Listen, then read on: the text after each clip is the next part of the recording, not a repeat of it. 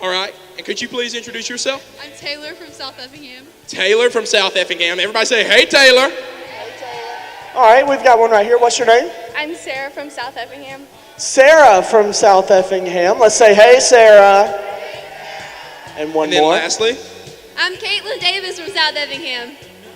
there we go. All right, so let's see what these competitors are made of, Willie. We know how the game works. Everybody be watching, because if they move their feet, they're out. So let's see what you're made of. When I say go, you're going to go. Are there any questions? All right, go. Come on, Look how cheer strong on your they are. favorite Cheer them team. on. Cheer Cheer 'em them on. on. Oh, we got a pretty intense battle over here. Keep them feet I see still. some feet moving right here, Willie. Any redneck girl plays her heart when she's down. There we go. We've got our winner right here. Living for Friday afternoon. Oh, it looks like we've got a food. We got a winner we right go, here. and we've got our winner right here, so let's bring on our champions. Let's do a championship right here. Okay. Now let me hear it. If you think my friend right here is going to win it, right here. Now, what about right here? Let's see who's got it. On your mark, get set, go. Everybody cheer him on. Cheer him on.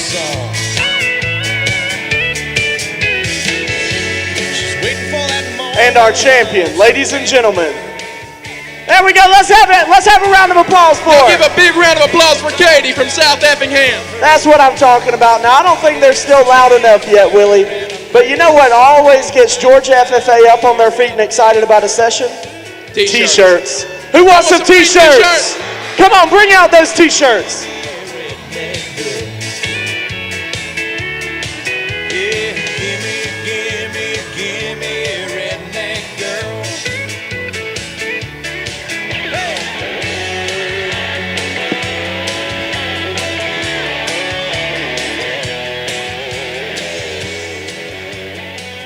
Willie, I'm telling you, this is a great crowd for Session 5. Now tell me, Willie, what's coming up here in Session 5? What are we doing, man? Jake, this is one of my favorite sessions of State Convention.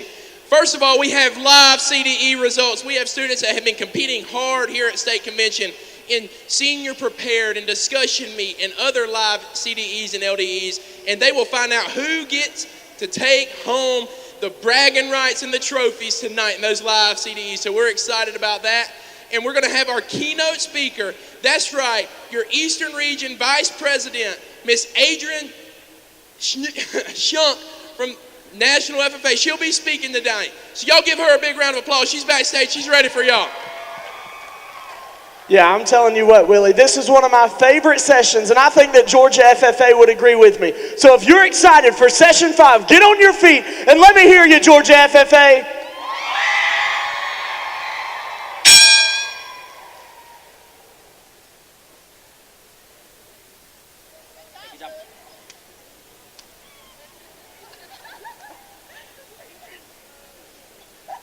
My name's Deanna Parton from the Tift County FFA chapter, and I'll be singing Say Something. Say something, I'm giving up on you. Take one of those back with you. I'll be the one if you want me to. Anywhere I would follow you. Say something, I'm giving up on you. And I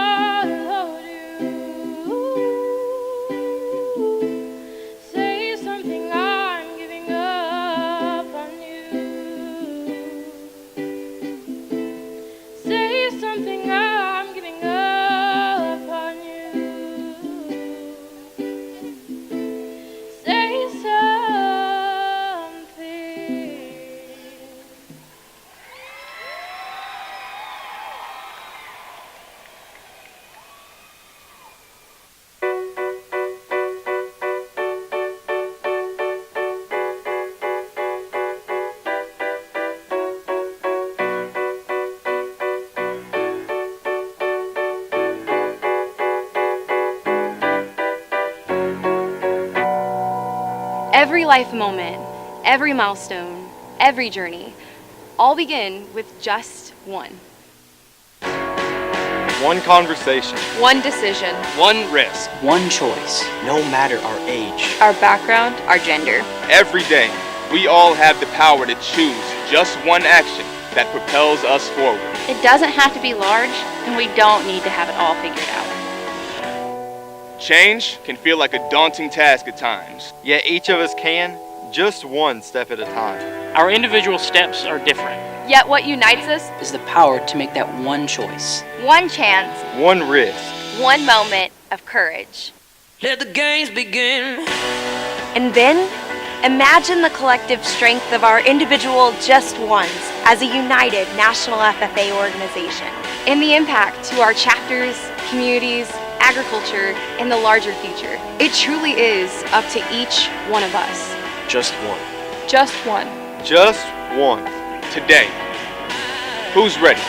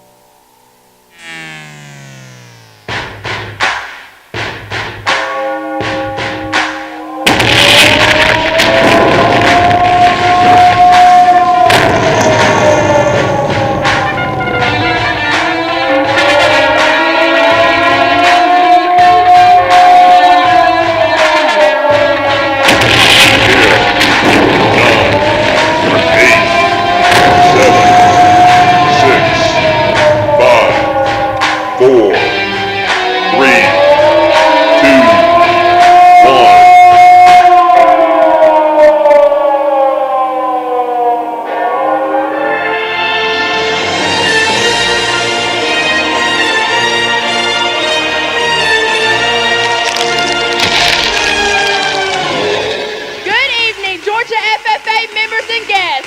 My name is Bree Daniel from the Tipp County FFA chapter. Please get on your feet and make some noise for our 2018-2019 Georgia FFA State Officer Team.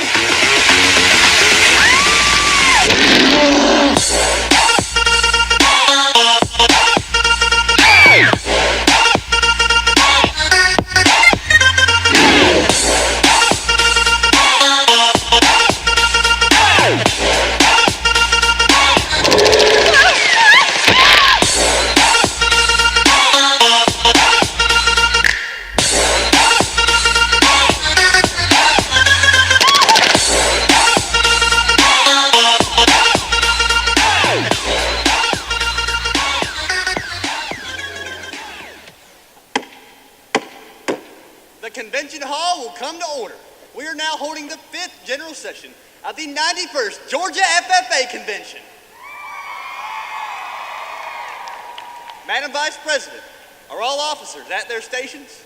I shall call the roll of officers, determine if they are at their stations, and report back to you, Mr. President. The Sentinel. Stationed by the door.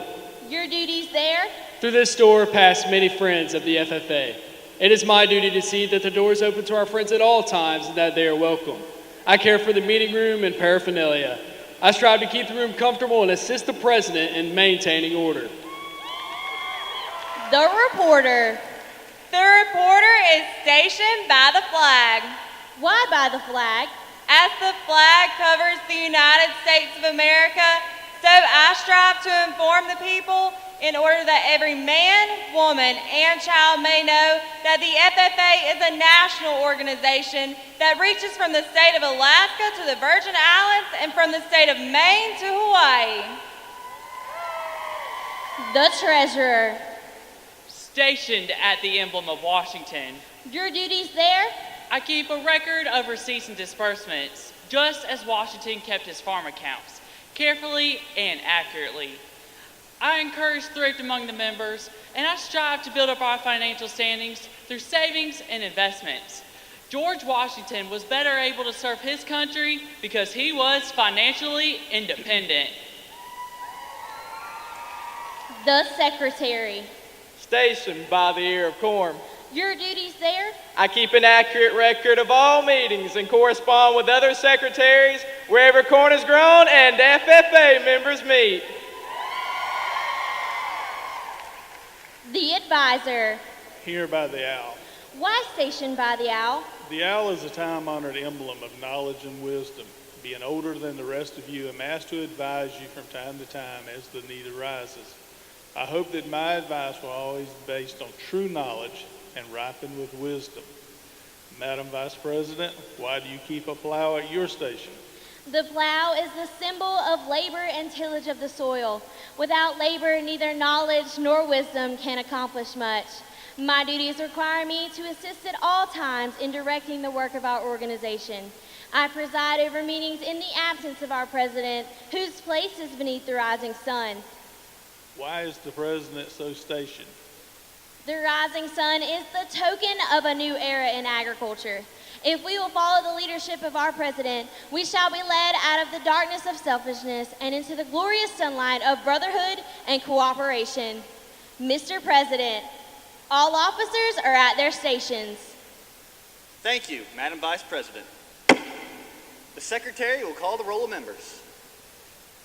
I am pleased to announce that there are 5,696 members, advisors, and guests registered at the 91st Georgia FFA Convention, Mr. President. Thank you. FFA members, why are we here?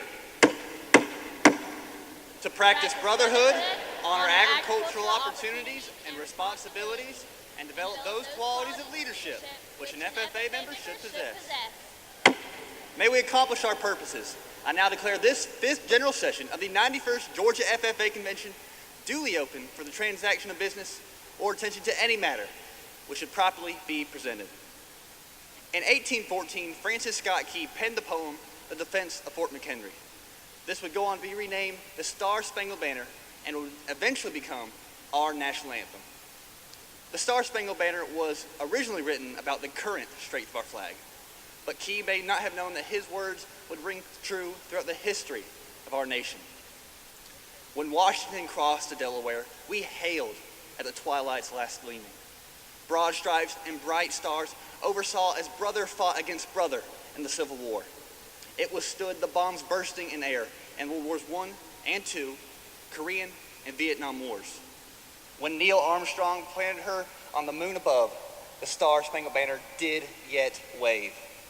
And today, she stands guard over the land of the free and the home of the brave.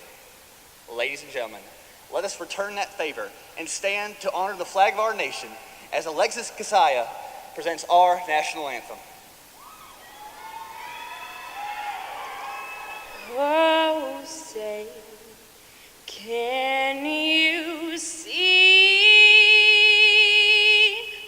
by the dawn's early light, once so proudly we hailed at the twilight's last gleaming, whose broad stripes and bright stars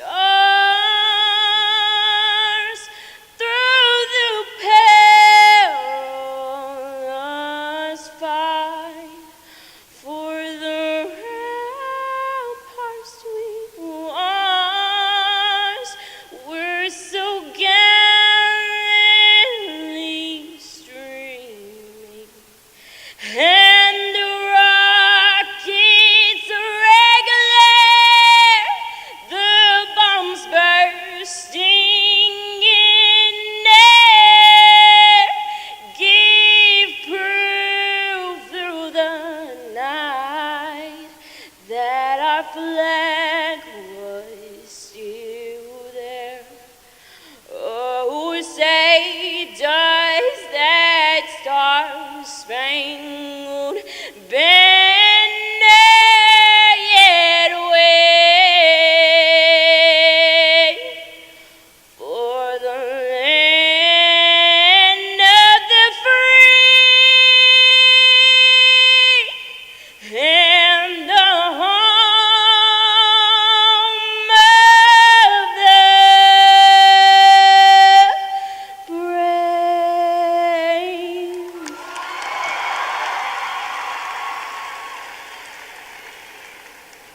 Thank you, Alexis, for that beautiful rendition of our national anthem.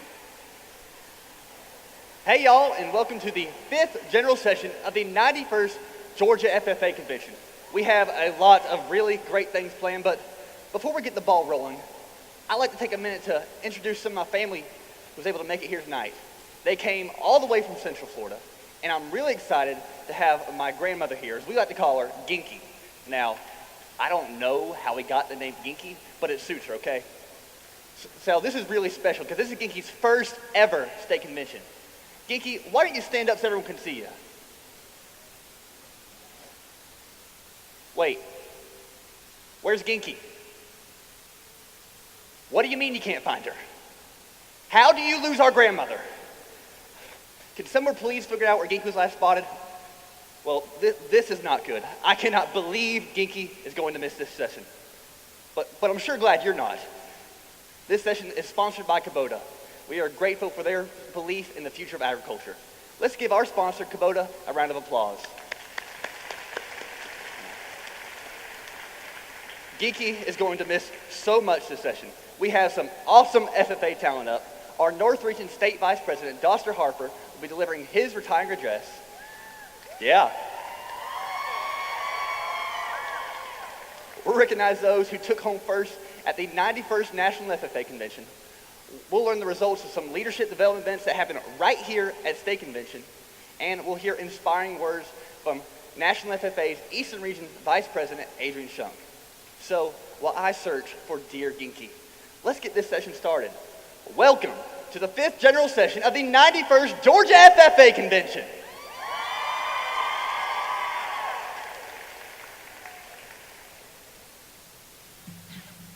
Now, one thing that my is her love of music. She can often be found singing and dancing along to some of her favorite musicians, which include the likes of Led Zeppelin, Dolly Parton, and any Southern gospel singer. Now, one thing that might help us find her with that is if we get someone out here with some real musical talent, she might just join in with them. Wait a minute. There's someone backstage that has just that criteria. Let's bring them out. Ladies and gentlemen, please welcome back to the stage your state FFA talent winners.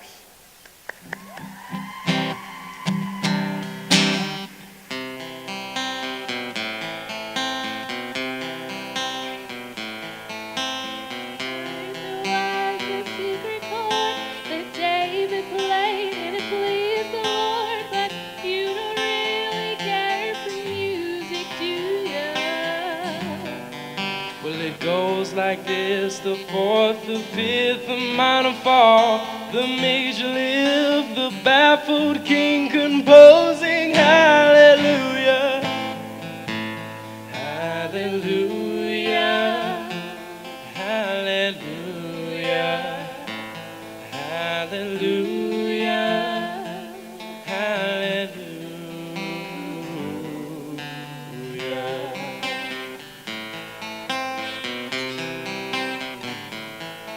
Well, your faith was strong, but you needed proof. You saw her bathing on the roof. Her beauty and moonlight overthrew ya. She tied you to her kitchen chair. She broke your throne and she cut your hair. And from your lips she drew the hallelujah. Hallelujah. Hallelujah, hallelujah, hallelujah.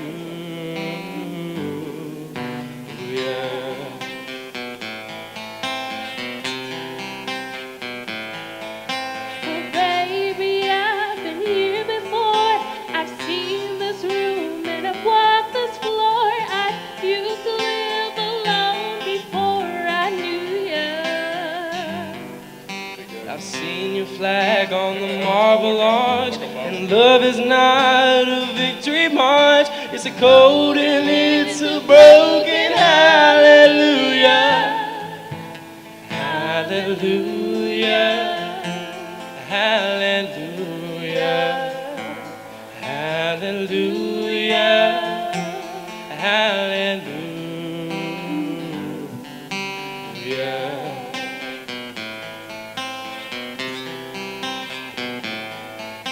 But maybe there's a God above. But all I've ever learned from love is how to shoot somebody who outdrew ya. And it's not a cry that you hear at night. It's not somebody who's seen the light. It's a cold and it's a broken hallelujah. Hallelujah. Hallelujah. Hallelujah. Hallelujah.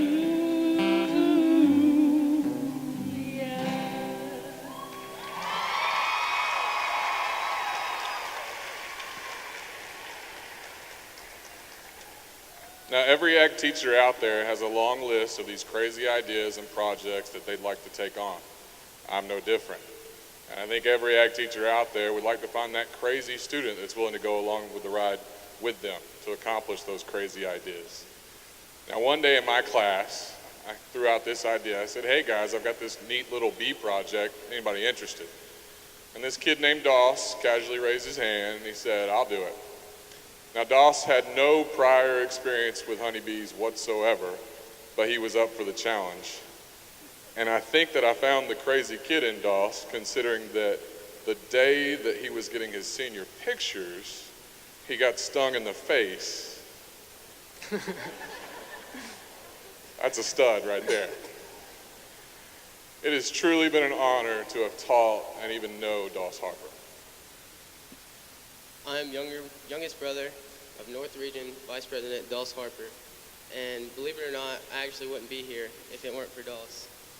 It seems as if I was a young kid, Doss, I got diagnosed with a disease that could only be cured by eating dirt 3 times a day, and I wanted to publicly thank Doss for discovering this disease. What'd he say?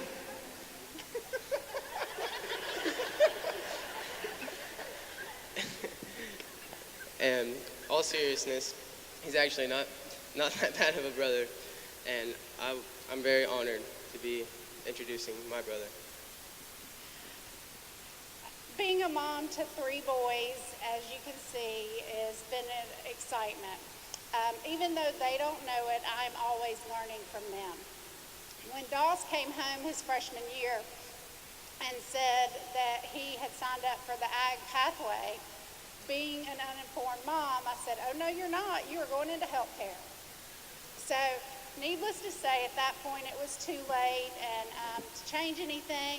And as they say, the rest is history. Doss has taught me that agriculture education and FFA is more than a pathway. It's a passion and a culture, and it was the desires of his heart. And most importantly, to let go and let God. From his first agri-science project where he killed all the snails and got disqualified for animal cruelty to this stage tonight, I would say he's come a long way. And I couldn't be more proud of him. Doss is a natural-born leader. He is strong in his faith, loves his country, baseball, bees, and much to my dismay, even Yellow Jackets. It is our honor tonight to introduce to you your North Region Vice President from the Newton College and Career Academy FFA chapter, my son, my brother, and my student, Doster Harper. An American soldier, an American. Beside my brothers and my sisters, I will proudly take a stand when liberty's in jeopardy. In my 11th grade year, I went out for the East Side High cross-country team. Now, I never seriously ran before, but I wanted to try something new, so I'm running through the first workout. I'm running, I get to the finish line, and I get to mile 1. A breeze. I get to mile 2. Okay, this running thing hurts just a little bit. And I get to mile 3, I start hurting, and I collapse. Coach asks if I'm all right. Yes, sir, coach. Yeah, I'm fine. Everything just hurts. My stomach's cramping really bad. And lunch didn't taste as good the second time. For lunch, I had Skittles and a Coke, sir. All right, yes, sir, coach. Won't happen again. I get back up. You see, running is a sport in which what you put into your body will have all the difference in how you perform. And relating this to life, what are we putting in ourselves to carry us on this journey? What are we fueling ourselves with? I think the answers to both of these questions will all boil down to one thing: character. Character consists of three components: those physical, mental, and moral qualities that we all build our life upon. During the summer before my senior year, I attended the United States Naval Academy Summer Seminar, an experience of a week of a first-year student at the Academy in Annapolis, Maryland.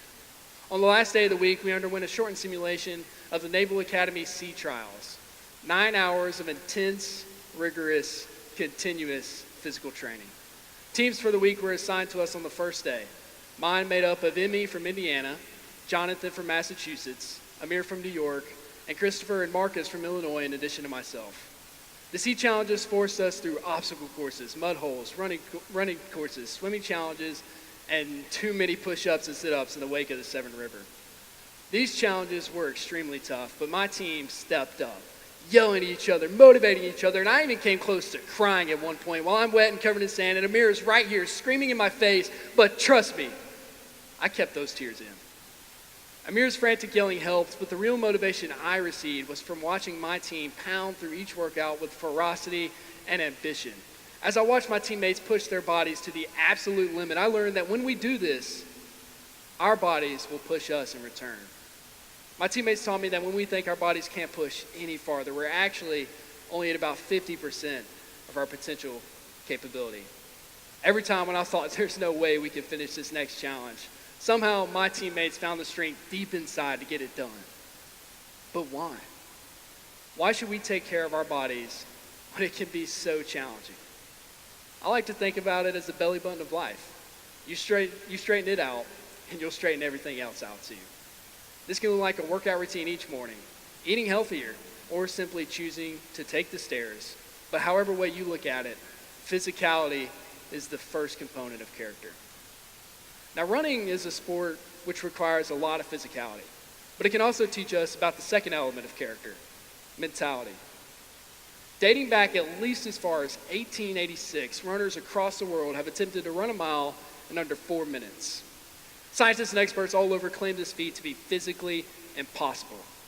Stacked against these odds, though, a man named Roger Bannister stepped up to the starting line to face off his rival, John Landy. Bannister proceeded to shock the world by running 1 mile in 3 minutes, 59 4/10 of a second. Only 46 days later, though, John Landy set out to do the same and proceeded to run a mile even faster than Bannister with a time of 3 minutes and 58 seconds.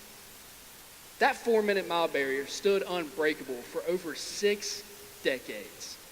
Then one day, Roger Bannister breaks it, and less than 2 months later, all of a sudden, it's broken again. Since Bannister's remarkable achievement, more than 1,400 male athletes have achieved the same feat. So what does it say about how we view the impossible? You see, what separates the best from the rest is not talent or intelligence, but mental toughness.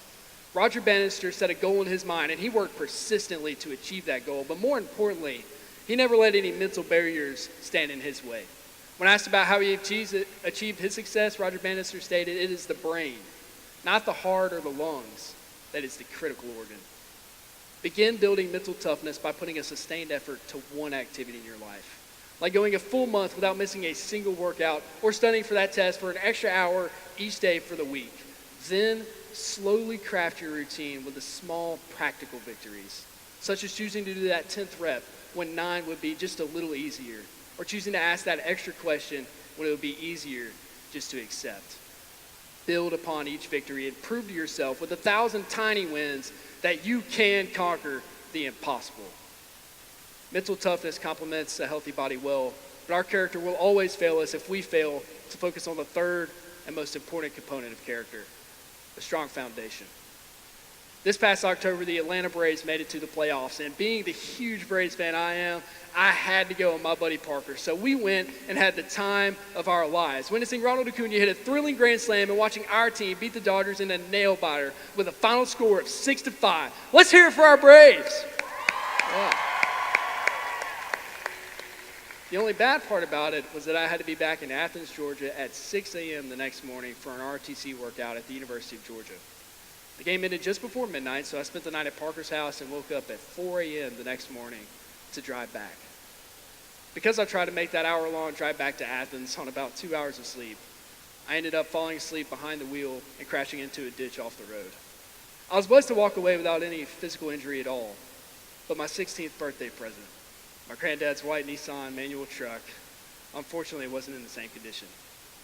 I was devastated and so worried that it might not be repairable. This, combined with all the other busy things being thrown at me in my life at the time, caused me to feel broken. I lost motivation, energy, and a lot of sleep. For those following few weeks, I was trying to run life's race on some Skittles and a Coke, and eventually I realized I had fallen flat on my face, just like in that cross-country workout. What do you do in a situation like that? If tragedy were to strike you tomorrow, what would you look to? After a while, with seemingly nothing better for me to look to, I began to start each day with a reading from the book that now gets me through everything, and a walk with the one who wrote it. In that book, I read a verse that said, "Rejoice in your suffering, knowing that your suffering produces endurance, and endurance produces character, and character produces hope." And both in the good times and the bad, FFA members rejoice because you should know that your morals will never forsake you. Find hope in your morals. I think too often we try to work too hard and fill ourselves with junk food when all we need is a good home-cooked meal to nourish us and give us the energy we need to put in all that hard work. So what does that home-cooked meal look like for you? What's something greater than you alone that you affirm all your faith in? What are your morals? FFA members, trust me. When we find the answers to these two questions for ourselves and place them first in our life, that's when we'll find our life's purpose, and that's when we'll find the energy and the fuel we need to live that life to the fullest. Now, immediately after this retiring address, you'll hear the song "The Claw" by Jerry Reed. Just playing the guitar wasn't good enough for a legend like himself, so Jerry Reed used the foundation of his character to invent a 5-finger picking method known as the claw.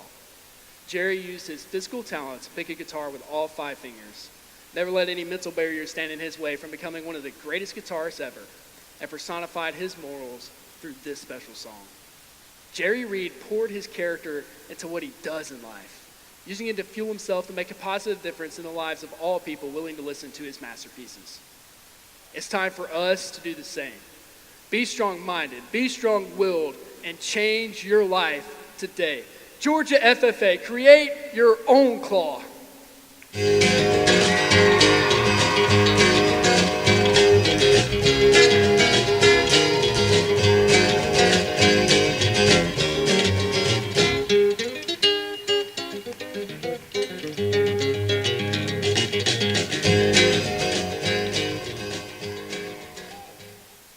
Doster. Thank you for your service, both the blue jacket and your United States Army uniform. This year, you have filled our team with endless office quotes, random BFACs, and constant baseball updates. Your passion for FFA extends further than that of your precious Georgia Tech jackets and your love of black coffee. You have made this year one to remember with your interesting dance moves and inspirational words that help us keep on keeping on. Chief, we love you. Love always, Emily, Clay, Brittany, Thomas, Dawson, Ava Jane, and Bryce. Ladies and gentlemen, your 2018-2019 North Region State Vice President from the Newton College and Career Academy, Doster Harper.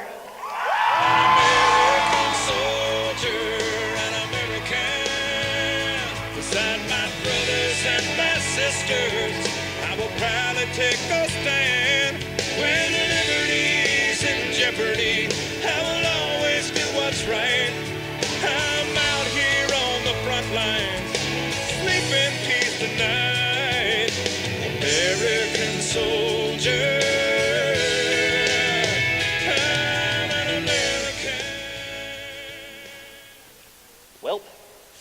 sign of geeky. Where could she have gone to? I mean, the Georgia FFA Convention sure is a big place. With almost 7,000 people in attendance, there's no telling where she could be, if she's still even in the Centerplex.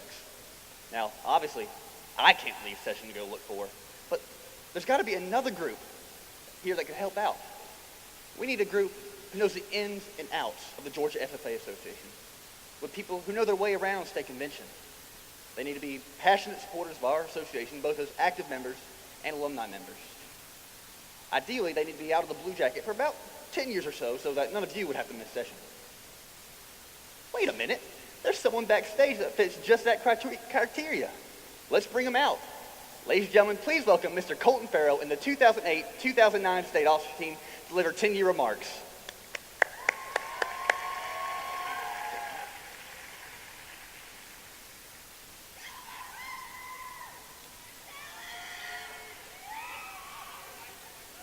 Well, good evening, Georgia FFA members, advisors, and guests.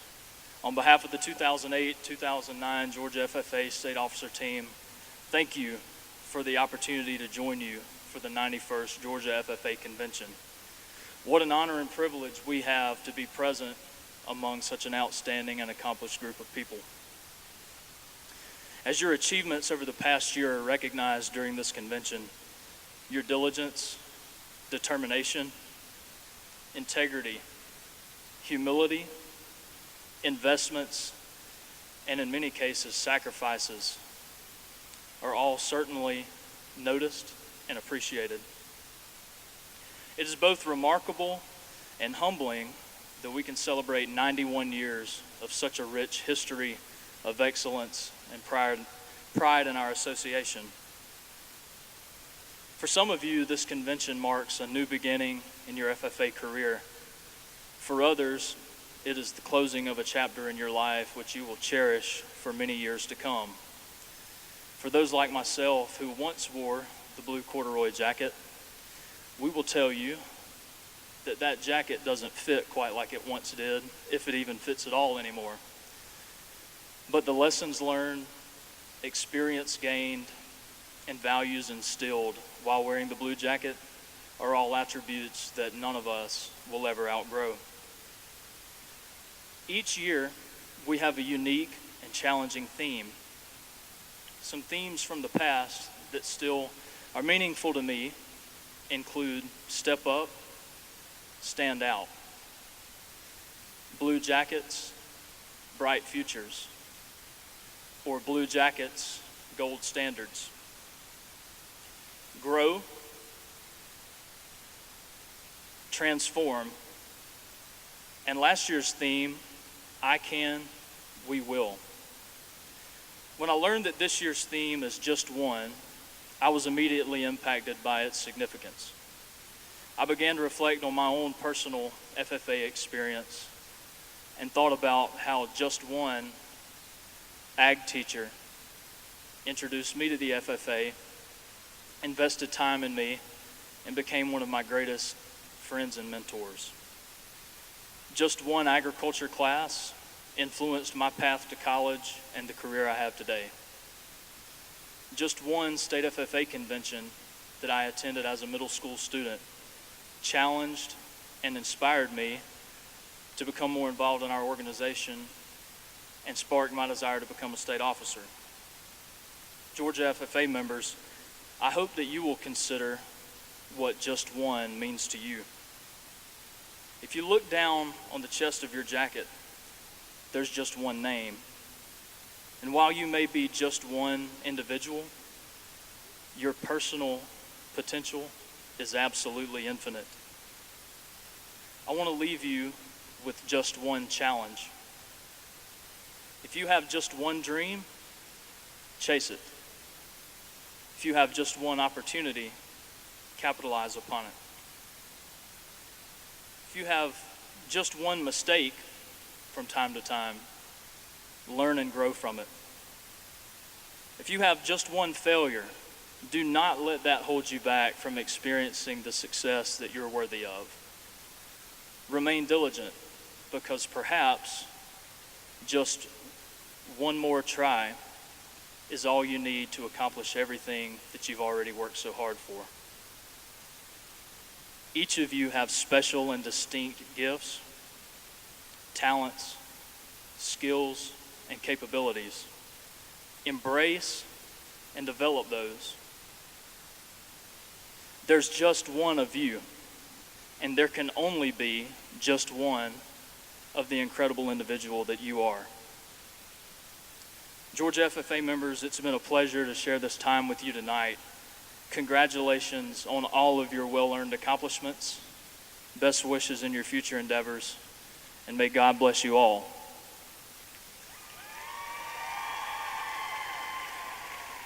It is now my honor to introduce to you the 2008-2009 State FFA Officer Team.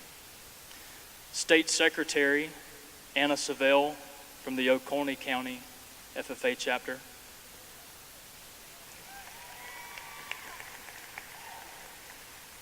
Whitney Mitchell, Southern Region Vice President from the Berrien County FFA Chapter. Jared Wozni, Southern Region Vice President from the Ware Magnet FFA Chapter. Felipe Pedraza, Central Region Vice President, Screven County FFA Chapter.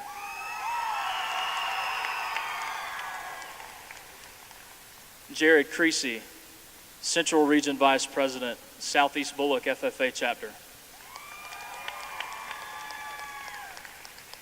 Dr. Seth Stowers, North Region Vice President, Dawson County FFA Chapter.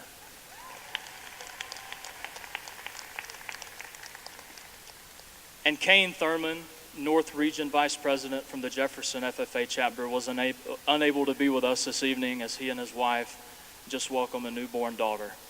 So thank you all for your time and allowing us to be here. And one more round of applause for a great officer team.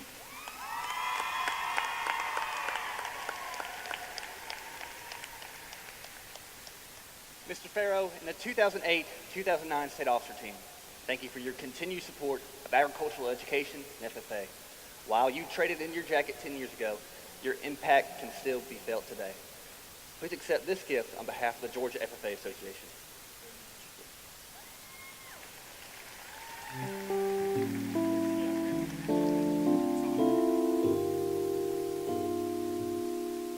So y'all, I just got this Snapchat from Geeky.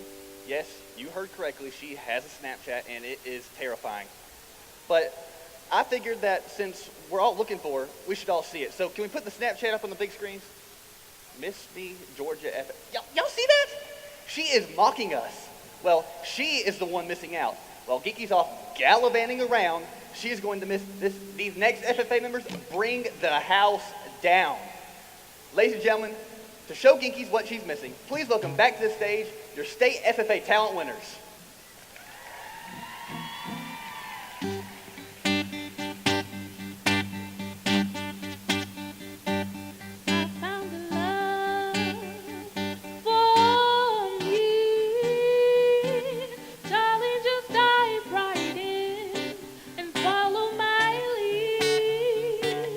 I found a girl, beautiful and sweet. But I never knew you were the someone waiting for me. 'Cause we were just kids when we fell in love, not knowing what it was. I will not give you up this time. Darling, just kiss me slow. Your heart is all I own, and in your eyes you're holding mine. Baby, I'm dancing in the dark with you between my arms, barefoot on the grass, listening to our favorite song. When you said you looked a mess, I whispered underneath my breath, you heard it, darling, you look perfect tonight. Well, I found a woman stronger than anyone I know. She shares my dreams. I hope that someday we share a home. I found a love to carry more than just my secrets, to carry love, to carry children of our own. Kids when we fell in love, not knowing what it was. I will not give you up this time. Darling, just kiss me slow. Your heart is all I own, and in your eyes you're holding mine. Baby, I'm dancing in the dark, you between my arms, barefoot on the grass, listening to our favorite song. When you said you looked a mess, I whispered underneath my breath, you heard it, darling, you look perfect. I don't deserve it, you look perfect tonight.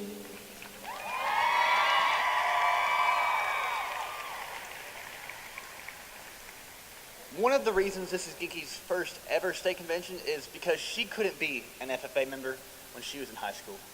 In 1969, the Future Farmers of America opened their doors to women in the FFA to wear this blue jacket. This year marks 50 years since that monumental decision. And today, we would like to introduce you to some influential females from Georgia.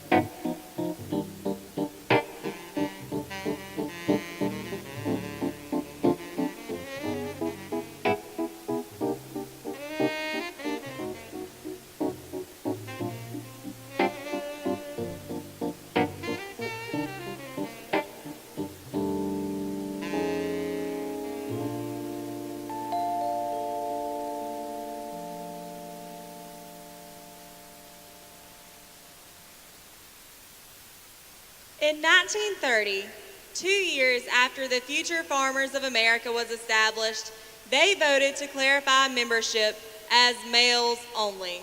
It wasn't until 1969 that this vote was overturned and women were finally allowed to join in this organization. But that didn't stop some women from seeking to be involved in the FFA before. From 1949 to 1969, a young woman could be selected to serve a chapter of the Future Farmers of America as an FFA sweetheart. Today, we are fortunate to have here with us an FFA sweetheart who values leadership and the role FFA now plays in the lives of women. Mrs. Katrina McIntosh served as the FHA local vice president as well as the Future Farmers of America Butler FFA chapter FFA sweetheart. Her duties varied from providing refreshments at chapter meetings or providing demonstrations of manners and etiquette, as well as welcoming special guests at chapter functions and providing a devotional at chapter meetings. Because of her experience in the FFA, she has remained a faithful advocate of the FFA and has had opportunities to become involved with local chapters around her, helping FFA members once again. Except now, instead of females donning this white corduroy jacket like Mrs. McIntosh, we are proudly able to wear the blue corduroy jacket we are all so fond of. Looking back on Mrs. McIntosh's experience and looking at how far it's come, her advice to all of our young female members is to get involved in this organization and cherish the time you have in it. We have several opportunities that she did not have for leadership development that will push and drive us to success. Take those opportunities, cherish your time, get involved. Ladies and gentlemen, Mrs. Katrina McIntosh.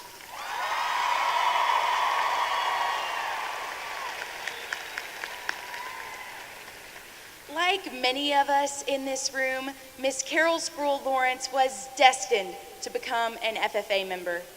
With her father serving as a state FFA officer in 1969 to 1970, and her mother being one of the very first women to join her FFA chapter, FFA was a living legacy for her. But Miss Carol didn't want to just live the legacy, but improve the legacy.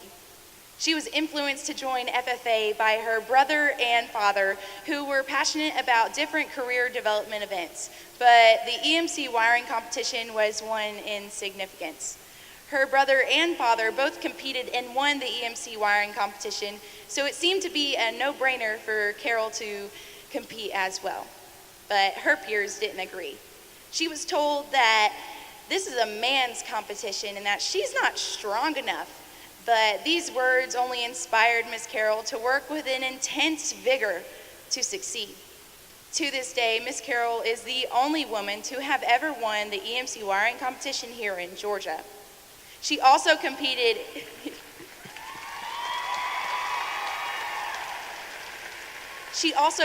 in poultry evaluation and forestry on the national level.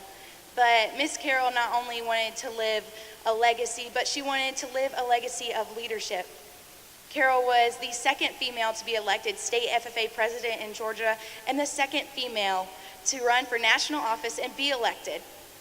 Miss Carol is extremely thankful and credits the success of Georgia FFA to all the wives of ag teachers and the mothers of FFA members.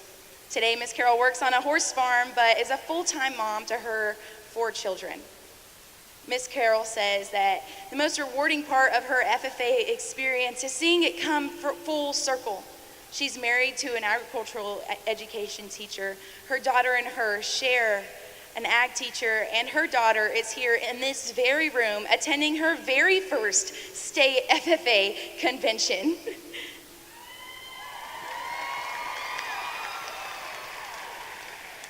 The connections and relationships that Miss Carol has built through the FFA has lasted a lifetime, and she is more than thankful for them. Ladies and gentlemen, Miss Carol Sproul Lawrence.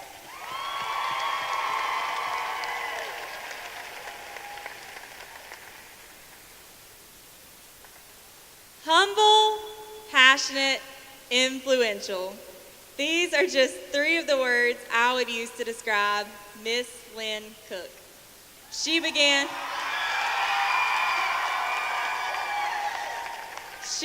her journey in agriculture when she was in the 9th grade through a basic agriculture education class. In the 10th grade, at the advisement of her ag teacher, she became an FFA member. As she dove into the opportunities FFA had to offer her, like competing at the state livestock judging career development event, winning her beef cattle proficiency, and showing livestock, she realized that the FFA was like a breath of fresh air for her. It allowed her to become a part of a family. After she graduated, she spent time at ABAC and UGA pursuing a career as a veterinarian until she realized the Lord was calling her to a career as an agriculture education teacher. Since that blessing, she has been teaching at the Tift County FFA chapter.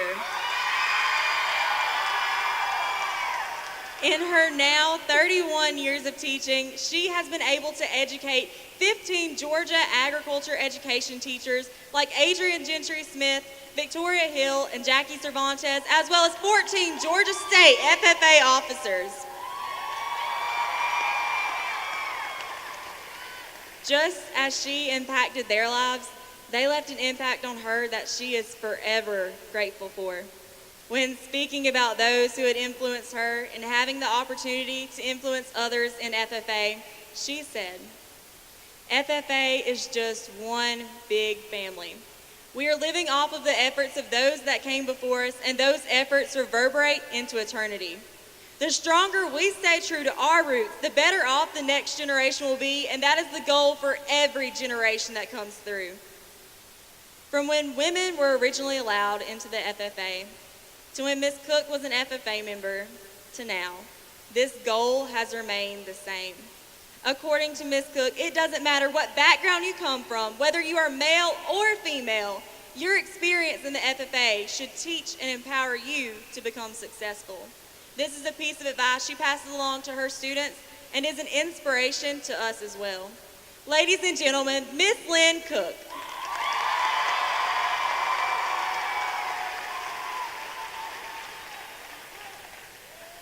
The American dream was all her parents wanted for their children's future. Jackie Cervantes is the daughter of 2 first-generation immigrants and the youngest of 3 children. Growing up, she watched her parents work hours upon hours to provide for their family. No matter the circumstances in front of them, her parents did everything they could to support their family and their children's dreams. Jackie's FFA career began when her 5th grade teacher, Miss Nichols, told her that she would join FFA in her son's class in the 9th grade and that she would be an officer. Going into high school, Jackie did just that, but it took a little bit to get her fully committed. After a few CDEs and a few trips with the FFA, Jackie was hooked and wanted to serve FFA. She was then told by her ag teacher, Miss Lynn Cook, who's sitting on this very stage, that she would be running for state FFA office. In 2013, Jackie was the very first Hispanic female to ever be elected to the Georgia FFA state office.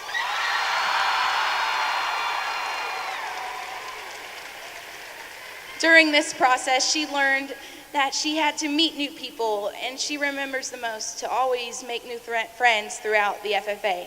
But in this platform, she remembered to embrace where she comes from and to stand up for who she is. Today, Jackie is the agricultural education teacher at Indian Creek Middle School in Covington, Georgia. As an ag teacher, she strives to be real with her students. She uses her strengths, such as speaking Spanish, to connect with her students on a deeper level. Her very first student to compete in a career development event was Miss Cindy Ramos, a Hispanic female who competed in FFA quiz. Jackie is more than proud of Cindy and the rest of her students for how they represent their chapter. She says that if she had to describe her FFA career in one word, it would be influential. She says, if it's scary, do it. Always listen to your ag teacher and never forget where you come from. Ladies and gentlemen, Miss Jackie Cervantes.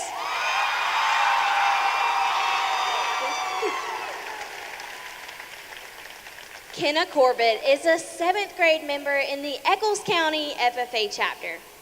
Although she is just getting started in her FFA journey, she hasn't let her age stop her from doing big things. When she entered the 4th grade, she noticed how active her cousins Cody and Clay were in the FFA and found that she really enjoyed attending livestock judging practices with them. This sparked her passion for agriculture and gave her something to look forward to when she entered middle school. When she entered the 6th grade, she jumped right into her supervised agricultural experience in citrus production after her papa offered to help her start. Kenna now has 144 satsuma trees on 1 acre of land that she cares for, and she hopes to continue growing production in the future.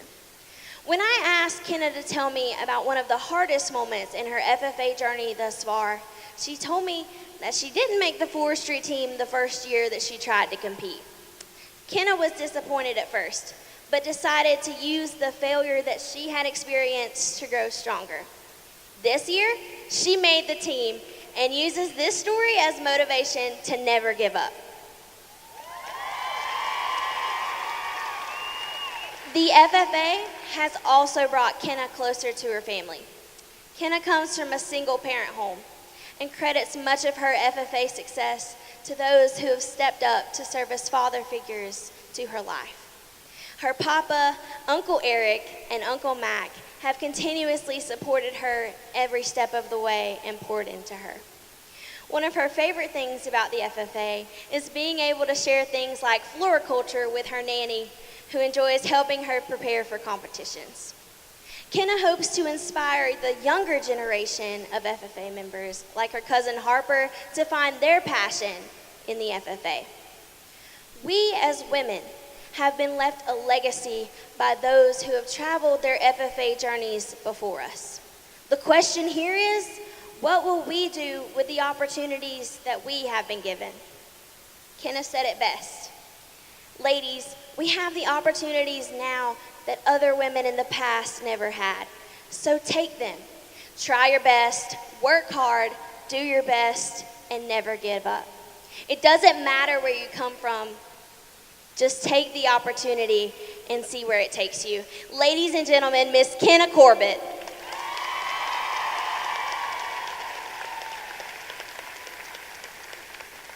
The 5 women here on stage tonight have had a tremendous impact in their local chapters, this state, and the National FFA organization. Tonight we have one more special guest to bring greetings on behalf of all women in the FFA. Ladies and gentlemen, please make welcome former state vice president and Georgia's first female national FFA president, Miss Hillary Smith Stringfellow.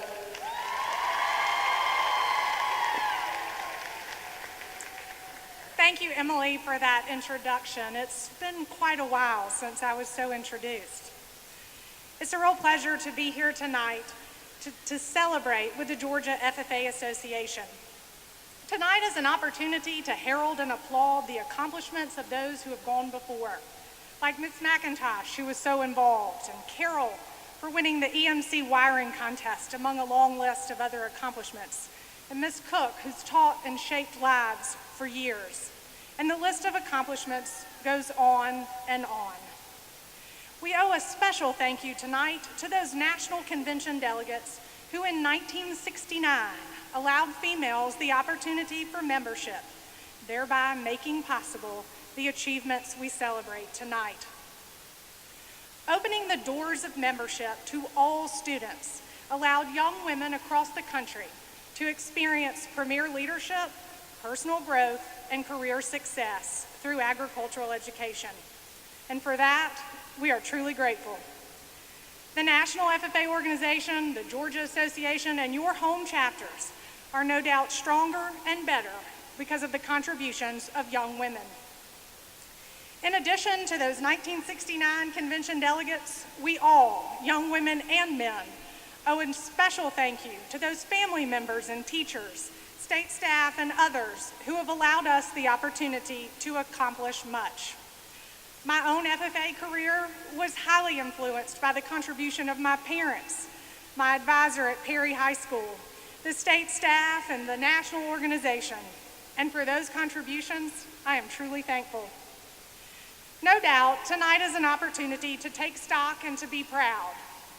But what else is tonight about? Why does a 10th grade guy from Waycross care about honoring 50 years of women in FFA? Why is tonight relevant to a senior from Cartersville?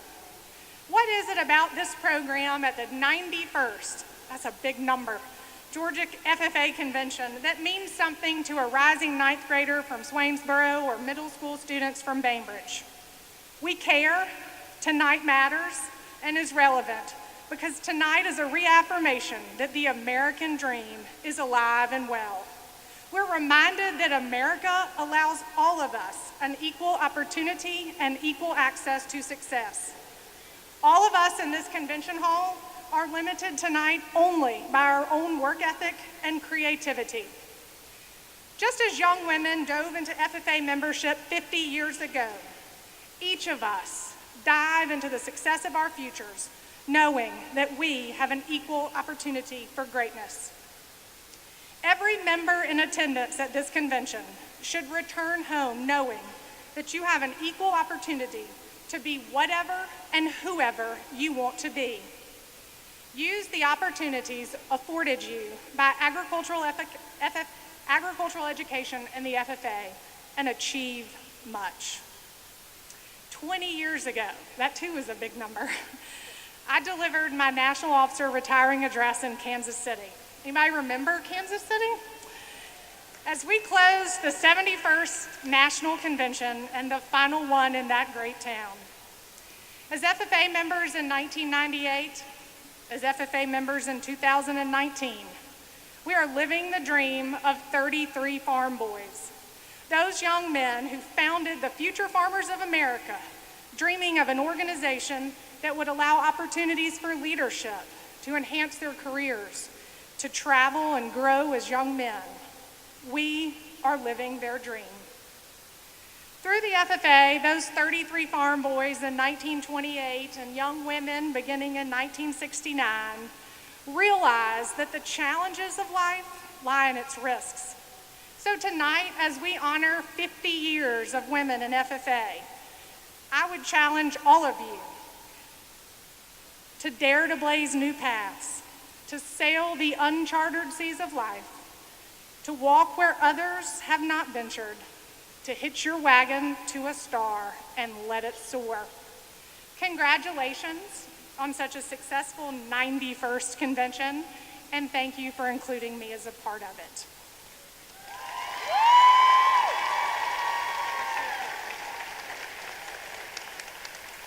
Ms. Stringfellow, thank you for paving the way for FFA members to make the most out of their just one moments. Your story inspires us all.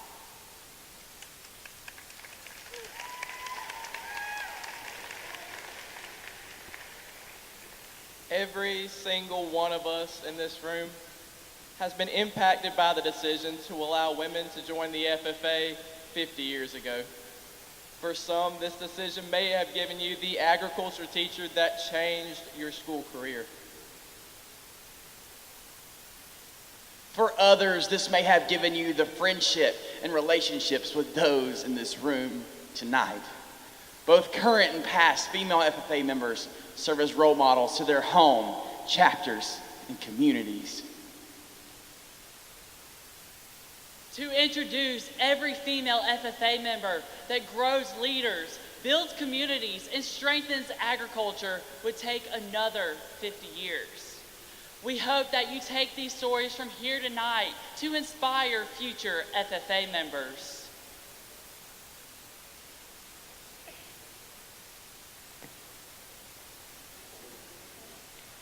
FFA members, you have heard 6 stories about women in the FFA.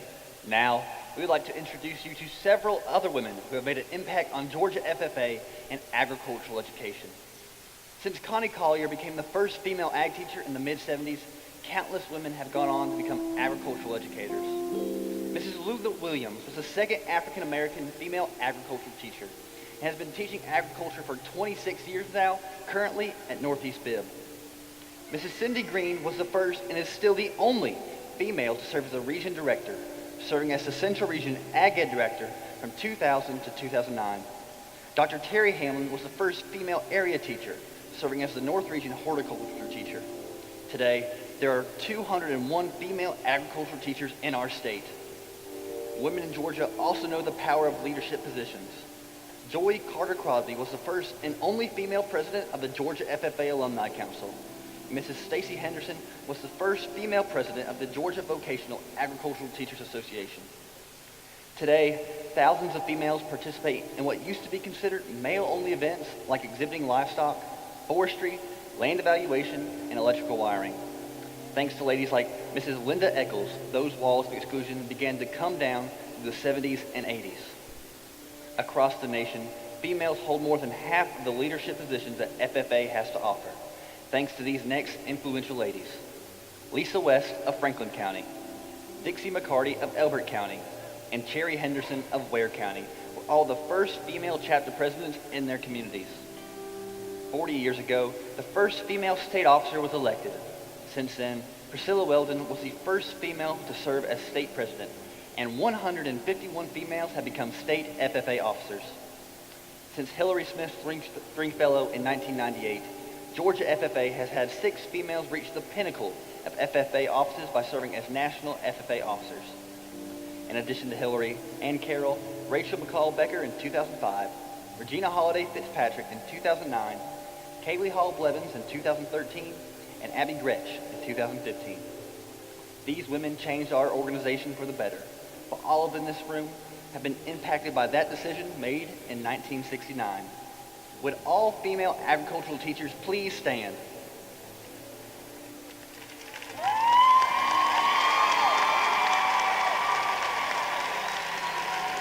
Would all past female FFA members please stand?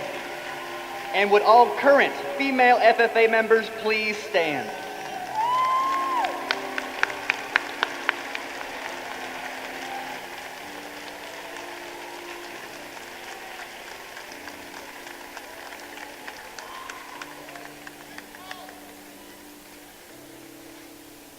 The FFA mission statement says that FFA makes a positive difference in the lives of students by developing their potential for premier leadership, personal growth, and career success through agricultural education. And I think we can add to that statement, FFA makes a positive difference in the lives of women, and women make a positive difference in the lives of FFA members. To all of the countless female teachers, members, and mentors, we say thank you. Thank you for fighting the good fight. Thank you for making this organization home for all. And thank you for paving a legacy that we can all follow. From the past 50 years to the next 50 to come, we are proud to walk in our heels towards a brighter future. Just one chance, just one moment, change the course, it's time we show it. Just one step, just one choice, can pave the way, let's raise our voice. Just one chance, just one moment, change the course, it's time we show it. Just one step, just one choice, can pave the way, let's raise our voice.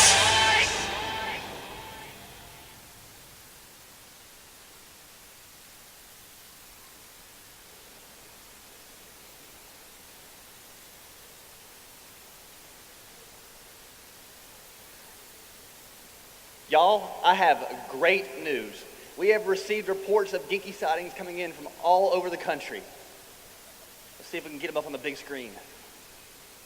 Here she is next to the Statue of Liberty at the Grand Canyon. Somehow they let her have a meeting with the president. And most recently, here she is at the National FFA Center in Indianapolis, Indiana. Now, we could go all over looking for Ginky, but luckily, we don't have to go searching for some of the top FFA members in the nation. It is now time to recognize those who placed first at the National FFA Convention. These students sought to take home the victory in various career development events, leadership development events, proficiency wars, the agri-science fair, and others. Success didn't just happen in October. These students put long hours into practice and applications so that they could gain the title of national champion. The Georgia FFA Association was well represented at the National Convention with more than 300 members attending to compete. It is now time to take a look back at the 19 national winners.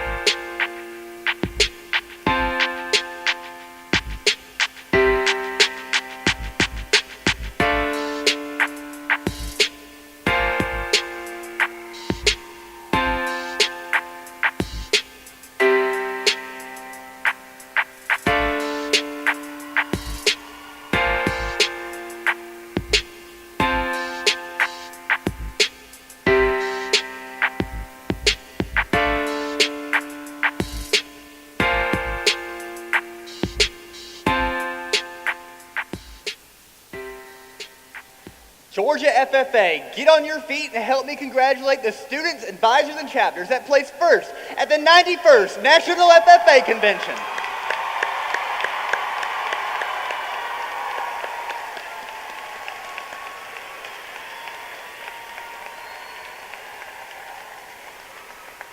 Good luck to all those competing at the 92nd National FFA Convention in October.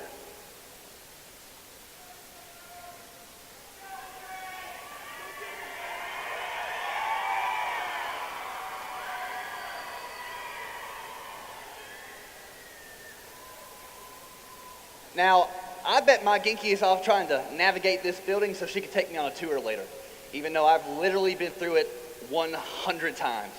You see, my Ginky is known for always wanting to take people around places. If you were to ever visit her house, the first thing she would do is take you on a tour of the entire layout of her home. She would show you everything from where they keep the Wi-Fi router to that picture of me as a baby where they forced me into a pumpkin costume on Halloween. She knows every nook and cranny of her home, and she loves sharing her knowledge of it. There's no doubt in my mind that she looks up to these next individuals and their ability to showcase our state's agricultural industry. In the Hall of Georgia event, participating chapters create a display to showcase facts and figures concerning commodities in Georgia's agricultural industry. These booths were judged yesterday at the Career Show on creativity, student interaction, knowledge on Georgia agriculture, and professionalism. Madam Vice President, will you please introduce the finalists in the Hall of Georgia event? The Hall of Georgia Award Competition is sponsored by Farm Credit Associations of Georgia. All of the finalists receive a plaque, and the winning chapter will earn $2,500 in travel money to represent the Georgia at Hall of States during the 92nd National FFA Convention and Expo in Indianapolis, Indiana. Placing third is the Rockdale Career Academy FFA chapter. The runner-up in the Hall of Georgia competition is the Eccles County FFA chapter. And our state winner is the Rutland Middle FFA chapter. Congratulations. We look forward to seeing your exhibit showcasing Georgia agriculture during the National FFA Convention and Expo this fall.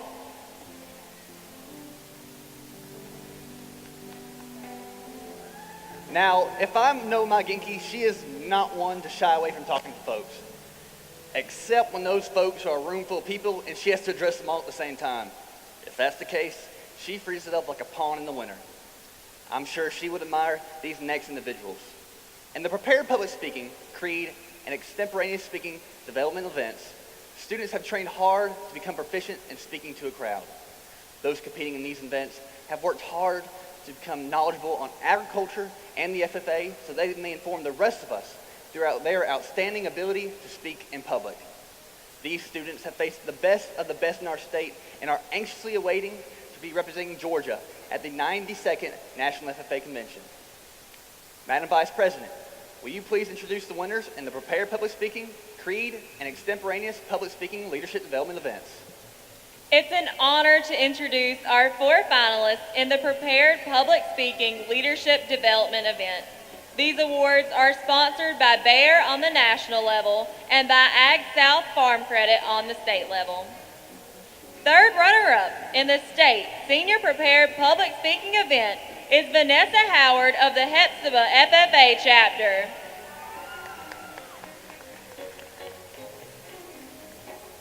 The second runner-up in State Prepared Public Speaking, also receiving a plaque and $25 cash award, is Grace McLean from the Habersham County FFA chapter. In second place, receiving a plaque and $50 cash award from the Sonarville FFA chapter is Brooklyn Carr. And our 2019 state winner is Kylie Whitworth from the Madison County FFA chapter. Kylie receives a plaque, a $100 cash award, and $500 traveling money to represent Georgia at the National Convention this fall. Kylie's advisor will also receive $100 for this achievement. Congratulations. One thing that might help us find geeky. In the area of junior prepared public speaking, our awards are sponsored by the Tommy Irvin Endowed Fund. Our third runner-up in state junior prepared public speaking is Luke Nichols of the Berrien County FFA chapter. The second runner-up is Roxy Singleton from the Perry Middle FFA chapter.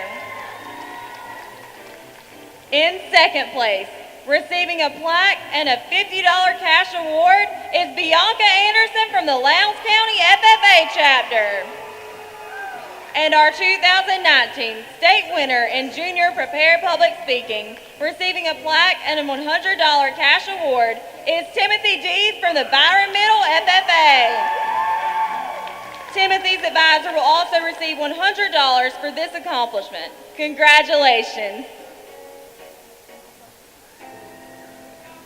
The Creed Speaking LDE is sponsored by Fieldale Farms Corporation and Kubota Tractor Corporation on the national level and by Hall Booth Smith PC here in Georgia. Our third runner-up in the Creed Speaking event is Taryn Powell of the Bainbridge Middle FFA chapter. The second runner-up in state Creed Speaking, receiving a plaque and $25 cash award, is Emma Harris from the Byron Middle FFA chapter. In second place, receiving a plaque and a $50 cash award, is Catherine Cohen from the Bainbridge FFA chapter. And the 2019 state winner is Joey Blackstock from the Jefferson City FFA. Joey receives a plaque, a $100 cash award, and a $500 travel award to attend the National Convention this October. Joey's advisor will also receive $100 for this accomplishment. Congratulations. The Extemporaneous Public Speaking LDE is sponsored by American Farm Bureau Federation on the national level and by Georgia Farm Bureau on the state level. We are honored to have Aaron Neesmith from Georgia Farm Bureau with us this morning. Our third runner-up in state extemporaneous public speaking is Samantha Io of the Jefferson City FFA chapter. The second runner-up in the state extemporaneous public speaking event, receiving a plaque and $25 cash award, is Emma Long from the Pickens County FFA chapter. The state runner-up, receiving a plaque and $50 cash award, is Michael Martin from the Pelham FFA chapter. And the 2019 winner is Kenna Waters from the Ware County FFA chapter. Kenna will receive a plaque along with a $100 cash award and a $500 travel award to compete at the National Convention in Indianapolis this fall. Kenna's advisor will also receive $100 for this accomplishment. Congratulations to all of our winners in the public speaking career development events. We appreciate the generous support of our sponsors who make these events feasible. Good luck to all of our state winners as they travel to Indianapolis this fall to compete on the national level. One thing that might help us find geeky is her ability to discuss anything with anybody. Her topics range from the weather to the 2-for-1 orange juice sale at the local Publix. She can go on for hours and hours talking about whatever she sets her precious little heart to. If she were to ever have a run-in with this next group of people, they better all cancel their plans because they're fixing to have a conversation that's going to last the ages. And the Discussion Meet CDE, sponsored by Georgia Farm Bureau, is patterned after the National Young Farmer Discussion Meet. Students participating in this event discuss topics in a way that leads to constructive ideas and problem solving. This event aims to teach the 3 fundamental basics of discussion: constructive criticism, communication, and problem solving. The role of the contestant in this event is to exchange ideas and information in order to solve a problem. Madam Vice President, please introduce the winners in the discussion meet CDE sponsored by Georgia Farm Bureau. It is a pleasure to announce the results of the Discussion Meet Career Development event. Joining us on behalf of our sponsor, Georgia Farm Bureau, is Aaron Neesmith. Before announcing the state winner, we will recognize all 4 finalists. Each finalist will receive a $250 savings bond. Let's meet our finalists in the Discussion Meet LDE. Our first finalist is Claire Coleman of the Morgan County FFA chapter.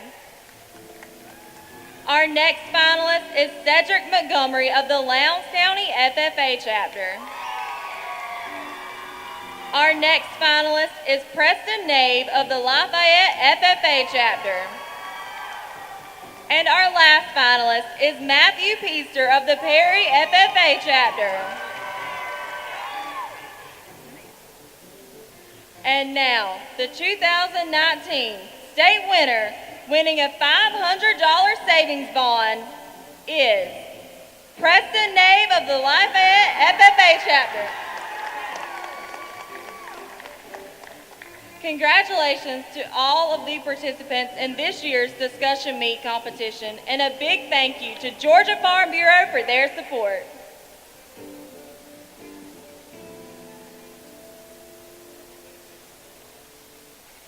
I asked Dawson to call Ginky while he's backstage, but he said she didn't answer. You see, Ginky loves her iPhone, but she has a hard time understanding how to use it. So I often have to sit down and show her how to work it.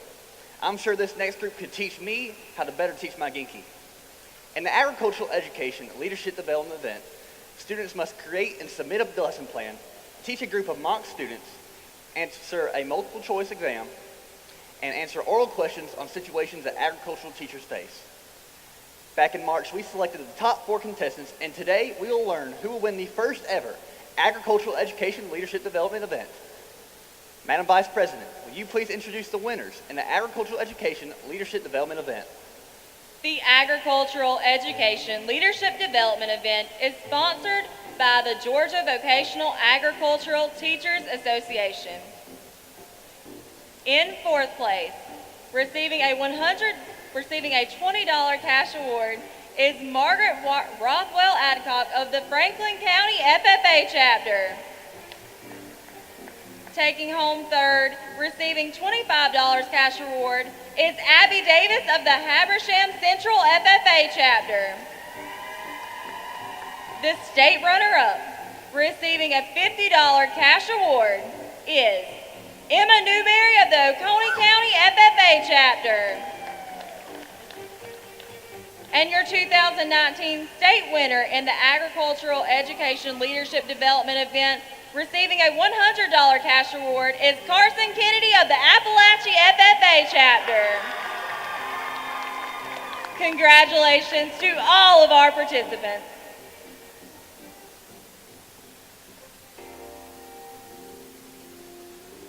So I might have figured out why Ginky ran off, and it kind of sort of might have been my fault. You see, before session started, we were trying to figure out where we wanted to eat for dinner. And I got tired of the discussion, so I called the previous question. And Ginky didn't know what the previous question was, so I had to go into one of my long Parley Pro rants and explain it. Now, for those of you who don't know what previous question is, it's no time, Bryce, we have much bigger things at hand. Well, I'm sure this next group shares my love for parliamentary procedure and can help me explain to Ginky when she gets back what exactly previous question is. In the senior level parliamentary procedure CDE and junior level conduct of chapter meeting CDE, participating chapters present a mock chapter business meeting and to share their knowledge of parliamentary procedure and debate. Teams are tested on their knowledge of public speaking skills and organizational skills. Madam Vice President, will you please introduce the winners in the Parliamentary Procedure CDE and Junior Level Conduct of Chapter Meeting CDE? The senior division of the Parliamentary Procedure Leadership Development event is sponsored nationally by TransCanada and on the state level by the Georgia Development Authority.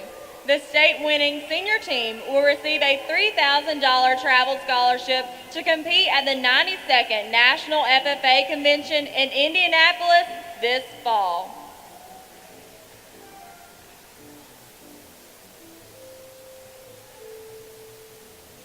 The fourth place parliamentary procedure team is from the Crawford County FFA chapter.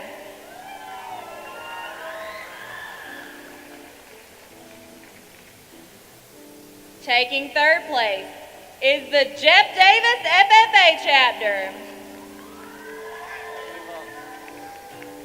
The state runner-up in senior parliamentary procedure is the White County FFA chapter.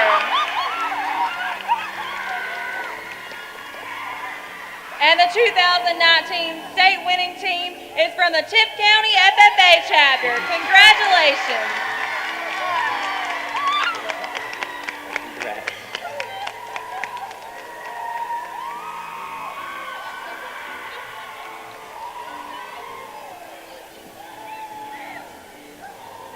The conduct of chapter meetings leadership development event is sponsored on the state level by Titan Goodyear Farm Tires.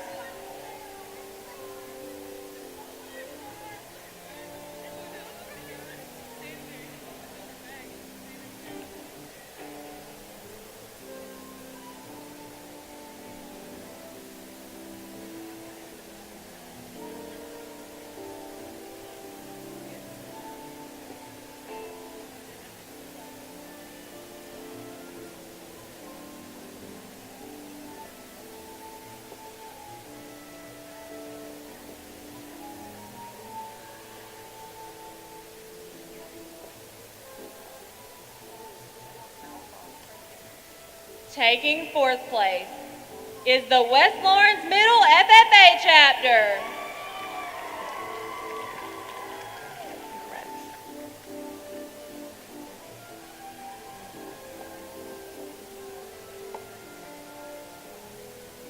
In third place is the North Murray FFA chapter.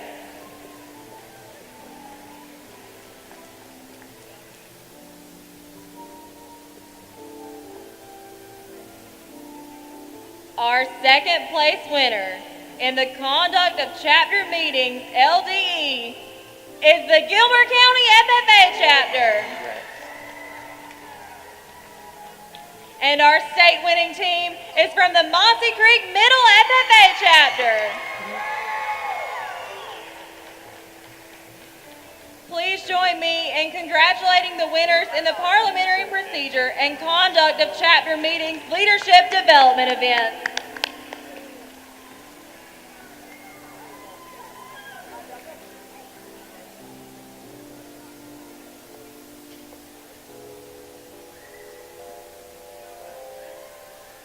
Well, still no sign of Ginky. I guess I'm just going to give up. It's her, it's her. Hello? Ginky. Ginky. It's me, Bryce. Where are you? Next to a nice girl in a blue jacket. Well, that narrows it down. Okay, Ginky, okay. Explain to me what the back of her jacket looks like. Nothing on the back but that fancy golden emblem. Wait a minute, Ginky, you're our next speaker. All right, you hang tight and stop harassing that poor girl so I can introduce her. All right, love you too, bye. Our next speaker hails from this great state of Michigan, and her favorite pastime is visiting the Great Lakes. This year, she has taken a year off from her studies at Michigan State University to travel over 100,000 miles in service to the National FFA organization and advocate for agricultural education. She plans to further her passion for agriculture by obtaining a career in agricultural leadership so she may help others further their skills and talents to represent the agricultural industry. Ladies and gentlemen, it is an honor to introduce National FFA Eastern Region Vice President from the great state of Michigan, Adrian Schunk. Thank you. Well, good evening, Georgia FFA. It is a pleasure to be here. From doing workshops to participating in sessions, I have absolutely loved getting to know you all. And, every time I get to hang out with a new group of people, I like to get to know them a little bit more. So we're going to start off tonight with a quick game of true and false. Feel free to shout the answers from your seats. First one. True or false? the Georgia Bulldogs are better than the Florida Gators. Okay. Next one. True or false, iPhone is better than Samsung. All right, we got some strong opinions in the crowd. How about this next one? True or false, cupcakes are just muffins with frosting. All right, next one. Let's see. True or false, FFA is only for farmers. All right, this is the last one, and I think it's pretty important. True or false, anyone can be a good driver.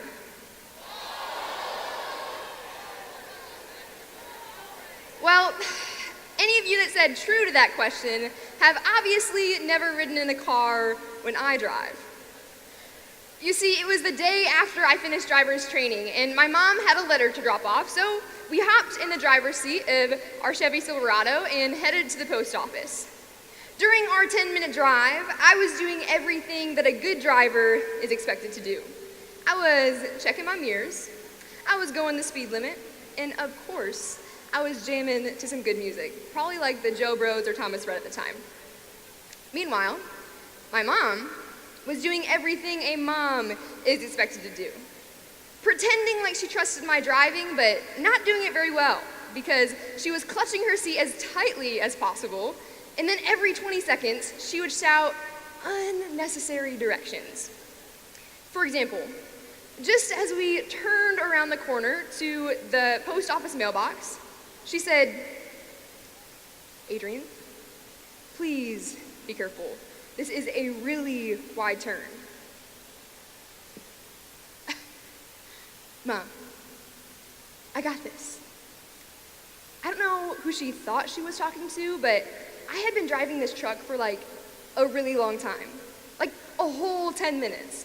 I knew exactly what I was doing. So I parked the truck a perfect arm's length from the mail slot, took the letter, and put it into the mailbox. Mission accomplished. Just as I was cranking the wheel, putting the car in drive, and starting to pull forward, I turned up the radio. And before I knew it, bang, the vehicle jolted to a stop, and we heard a giant screech in the back of the vehicle. So I slowly turned and looked outside the driver's side mirror. What I saw was the big blue mailbox, still securely cemented to the ground, but its corner was wedged into the side of my vehicle, and a giant gash following where the mailbox had stood against it. So in this moment, I did what any cool, calm, respectful, and responsible teenager should do. I avoided all eye contact with my mom, and then I said, "Don't worry, I'll fix it, I promise." Before she could respond, I threw the car in reverse, cranked the wheel, hit the gas pedal, and then bang, that same jolted stop and that same screech as last time. You see, what I hadn't learned in my very experienced 10-minute career of driving is that when something is wedged against your vehicle and you do the exact same thing in reverse, it's going to stay wedged against your vehicle. Who knew? You see, but looking back this time, what I saw was that the big blue mailbox was still there, but this time, the dent had been etched even further and even deeper into the vehicle that I was driving. Needless to say, my mom was not too happy. I don't know about you, but I do this all the time. Not drive into mailboxes over and over, but I'll do something again and again without even realizing its impact on my life. You see, just like when I threw that vehicle in reverse, instead of slowing down, thinking, and taking a different approach, I just repeated the same action. And as a result, that dented line became etched even deeper into the truck that I was driving. Just like in our own lives, when we choose to do something, over and over, those choices become etched into who we are. For example, if I choose to skip practice one day here and one day there, I might eventually become a practice skipper, known as someone that my teammates can't rely on. If I choose to speak poorly about others or maybe gossip on a regular basis, those etchings add up. And eventually I might become someone that isn't known as a true friend. But the opposite is true too. If I choose to practice math or basketball, baking, or public speaking on a regular basis, I become someone who is really good at that activity. If I choose to speak kindly to others and encourage people always, I become the type of leader that other people want to follow.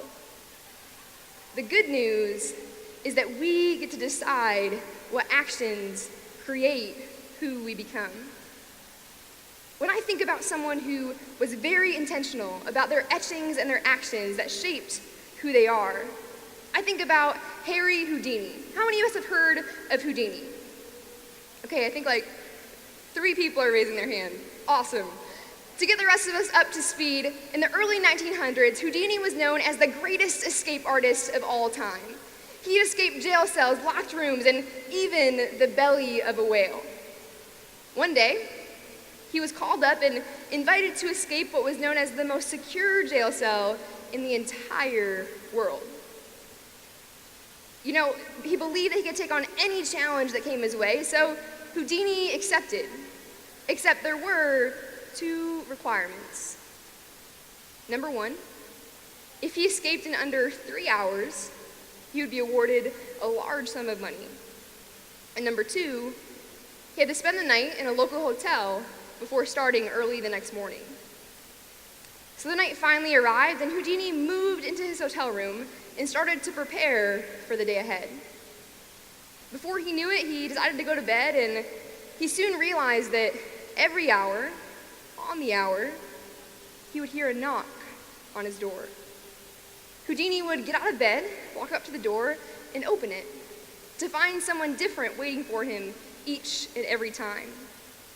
They would say things like, "Houdini, you're not going to be able to do it," or "Houdini, it's just too hard." Despite these interruptions, Houdini tried his best to get some sleep and showed up to the jail cell early the next morning. The guards closed the doors behind him and started his time. 5 minutes, 10 minutes, 15 minutes flew by as Houdini tried every possible escape mechanism he could think of. But soon, when the 30-minute mark of his 3-hour time limit rolled past, Houdini turned to the guards and informed them that he had given up. The greatest escape artist of all time, the one that had escaped jail cells, locked rooms, and even the belly of a whale, gave up. So the guards escorted Houdini to the lobby of the jail where the mayor of the town was waiting for him. The mayor apologized for his failed attempt, but then proceeded to tell information to Houdini that he could have never expected. He said the jail cell was unlocked the entire time. All he had to do was open the door. You see, Houdini had been told over and over again that he couldn't do it, and he believed it. I wonder if that morning, as the guards closed the doors behind him, if those voices from the night before began echoing in his head, making him think, maybe they were right. Maybe I really can't do this after all. And I wonder if failed attempt after failed attempt, he began believing those voices, thinking they were right and I'm not sure why I'm even trying. You see, with every moment that passed, Houdini was etching those voices even deeper into his head and his heart, believing that he didn't have it in him. We already know that what we do over and over becomes who we are. But Houdini shows us that there might be something more to it. Houdini shows us that the one thing more powerful than what we do is what we think. You see, Houdini had been convinced that he couldn't do it, and just like him, if we believe the voice that says we can't succeed, it's likely that we won't. And if we believe the voice that says we can succeed, it's likely that we will. The voice we choose to listen to becomes who we are and what we're capable of doing. Think about it in your own lives. If you are thinking successful thoughts and being successful over and over again, what are the thoughts or beliefs that are helping you achieve that success? And on the opposite side, if you feel like you can't change your mindset, make better choices, or be a healthier person or a better leader, what thoughts or beliefs might need to be changed? You see, all of this boils down to one question. What are you saying to yourself? And who are you becoming because of it? Let's think about it like a number line. We all know from elementary school that the left side of a number line is negative and the right side of a number line is positive. If I think to myself, I'm too shy to be a leader, I could never speak in front of a group of people, automatically that thought becomes etched into our minds, taking us one step further from the positive side of our lives. And we all know that if we think a negative thought, a negative action is likely to follow. So if we believe I'm not able to be a leader or able to speak in front of others, then automatically we might not run for chapter, area, or state office, or decide to do a leadership contest. Maybe you've thought to yourself, I'm not smart enough or good enough to do well in my classes or make the team. Automatically that thought is etched into our minds. And if we believe that, then we might not try in our classes or try out for the team. One step further. Maybe you've thought to yourself, I can't do what I really want to do because it's different from what other people want me to do. The action that might follow is not going out for the play or going to your dream college. One step further. You see, etching, etching, etching. And before we know it, when we repeat these thoughts and actions over and over, we are further and further from the person we want to be. But friends, when we find ourselves here, we must remember one thing. We are in the driver's seat. We always get to choose the thoughts we etch into our minds, and we always get to choose the actions that follow. So when we find ourselves here, we must learn to recenter ourselves, to remind ourselves of who we want to be and where we want to stand. When we think to ourselves, I'm not smart enough or good enough to make the team or get good grades, there's a better thought that we can etch into our minds. Because the truth is, you are smart enough and capable enough to achieve anything you want in life. Etching. And when we choose to believe this truth, the actions that will follow is fearlessly pursuing the goals that you have set for yourself. One step closer to who we want to be. When we think to ourselves, I'm too shy, I could never be a leader, there is a much better thought to etch into our minds. Because you are a leader, and the people around you look up to you more than you realize. Etching. And when you choose to believe this thought, you begin believing that you can make a difference by running for chapter, area, state, national office, or stepping out of your comfort zone to learn public speaking. And when you think to yourself, I can't do what I really want to do because it's different from what other people expect me to do, there's a much better thought to etch into our minds. Because you are not defined by what other people think of you. You are defined by what you believe about you. And when we choose to believe this thought, we use our actions and our etchings to fearlessly become the person that we were created to be. You see, every time we replace the negative statements that we think about ourselves with the positive statements of who we want to be, we become closer to the person that we were created to be. You see, every time we replace these statements, we're etching a better story into our lives. A story that hands us the steering wheel and allows us to drive in a different direction. How many of us remember that one time when I ran into a mailbox? How many of us remember the second time I ran into a mailbox? My mom will never forget that either, and honestly, I won't too, because those etchings that are left in that truck are still there. And to me, they're a reminder that every single day, we get to choose the thoughts and actions we etch into our lives. And so today, as we're in this arena surrounded by people who support us, encourage us, and want us to become the best versions of ourselves, I think it's a great time to start etching new thoughts and actions into our lives. And so we're going to end our time together just how we started, with a quick game of true and false. Again, feel free to shout the answers from your seats. First one, true or false? The thoughts we etch into our minds become the actions we etch into our lives. True. Next one. And let's say this one like we actually believe it. Number 2, true or false? We always get to choose our thoughts. True or false? We always get to choose our thoughts. That's true, absolutely. Next one, true or false? We always get to choose our actions. True. Last one, true or false? You are in the driver's seat and the choice is always yours. True. Georgia FFA, the thoughts you etch into your mind become the actions that you etch into your life.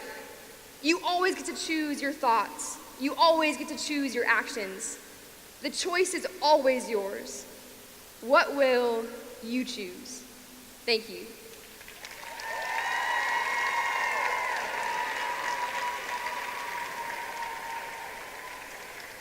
Adrian, thank you for visiting the Peach Steak and spending the week with us here at the 91st Georgia FFA Convention. We are grateful for the stories you have shared through your message. God bless and enjoy the rest of your year service. Please accept this gift on behalf of the Georgia FFA Association.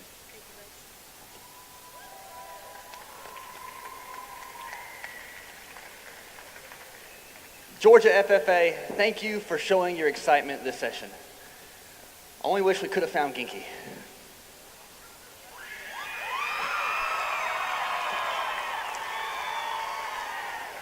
Ginky, there you are.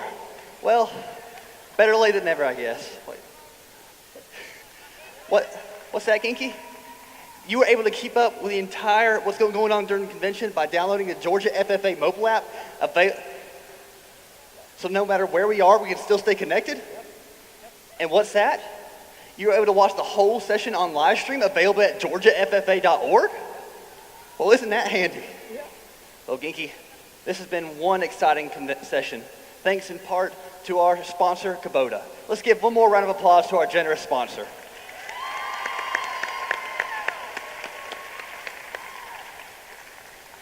Be sure to check out the dance at 9:30 tonight, and you definitely don't want to miss the final day of convention, which will include state degree ceremonies, and we'll learn the identity of the 2019-2020 state officer team. Yeah. I'm also gonna need y'all's help. Keep an eye on this one. See you, Ginky.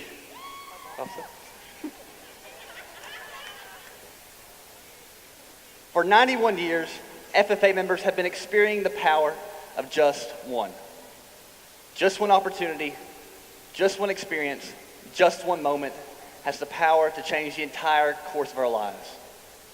Just one mission of premier leadership, personal growth, and career success lets us fulfill just one vision of growing leaders, building communities, and strengthening agriculture. All it takes is just one step. All you need is just one you. Georgia FFA, see the power in just one.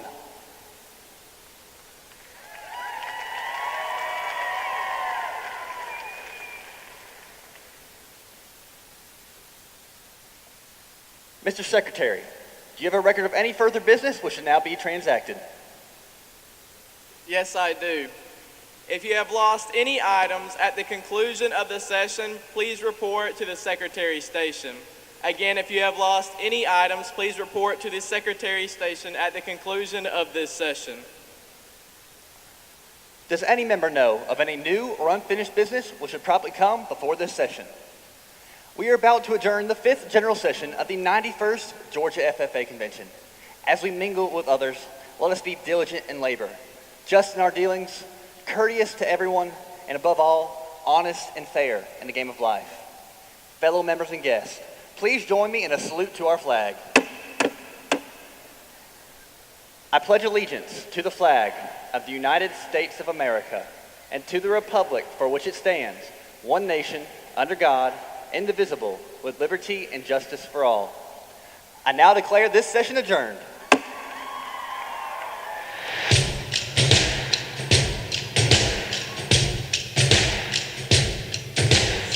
Today's the day.